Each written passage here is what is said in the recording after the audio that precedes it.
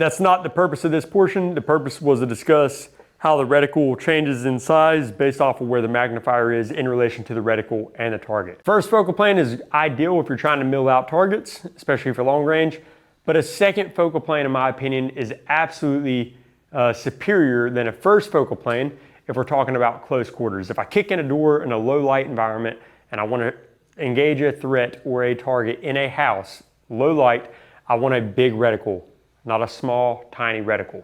So there is a use for a second focal plane, but ideally for long range precision engagements, we're using a first focal plane to where the target is always in, the target size and the reticle are always relative to each other. Go back one more time.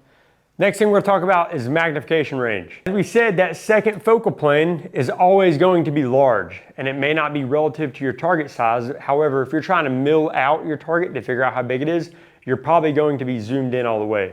And even with some of the best optics on the market today, like this Vortex Razor Gen 3 1:10, if I'm trying to mill out a target, I'm gonna be zoomed in all the way at 10 power, because if I had a precision rifle scope, I would be zoomed in at 15, 20, or 25 power. So why wouldn't I want to use it all? So again, just further increasing the fact that a second focal plane is not a bad choice for certain things. Understand that with magnification range, the more magnification range you get, typically the bigger scope, the heavier weight, and the more price that's occurred with that optic.